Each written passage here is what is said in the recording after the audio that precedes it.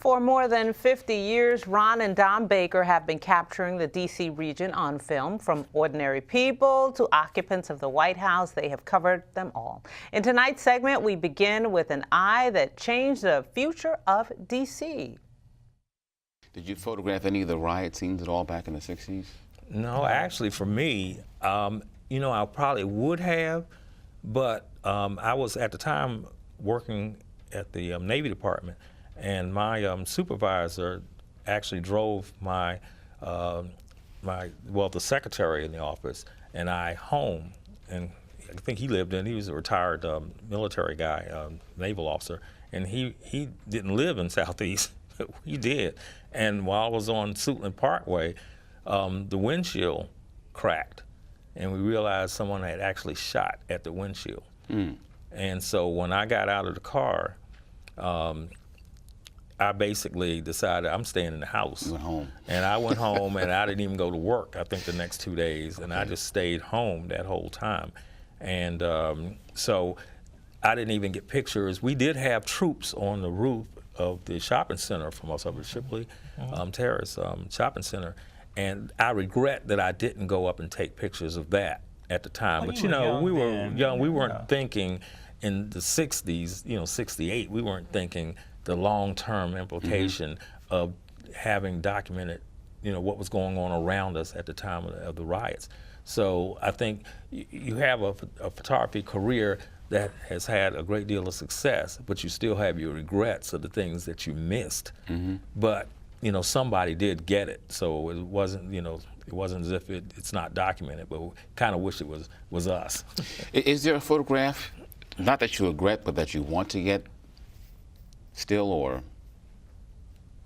No, it's kind of difficult because you don't really start thinking about which one you'd like to get. You normally spend your time thinking about the ones you missed or would have liked to have gotten. But I will say, in terms of a favorite photograph, that's one of the questions we're always asked. What's your favorite photograph? And I never really thought about it much until 2003, when I took a picture of then State Senator Barack Obama. But the important part of the story is, I didn't know who he was when I took the picture. We were at the Supreme Court building for the Michigan State Law School hearing with the justices. And there's this guy standing out there, it's about 30 degrees, has on no overcoat, skinny, tall guy talking to people in line going in to hear the case. And then eventually he walks back over toward my direction. And I snapped off a couple pictures because he looked interesting, and plus his ears were red from the cold. And he said, "Hope you got a good picture, brother." I said, "I did, have a great day," and left it at that, 2003. 2004, at the convention in Boston, now I'm hearing this voice, and I'm seeing this guy. I said, I know him from somewhere, but I couldn't figure it out. Eventually, a few months later, I run across the picture and realize it was Barack Obama.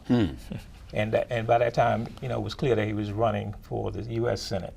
And so when he won in 2004, he came as keynote speaker for the Joint Center, and I had him autograph that photograph and told him that now that the Baker brothers are taking your photo, next time we take your photo, you'll be president. And we both laughed, because this was like 2005. So it's just one of those kind of stories that if I never get another picture, here I took a picture of a person who I did not know, who literally was the next president of the United States. Is there a certain theme or style to your photographs? Like if someone saw any of Ron or Don's photographs, would they know?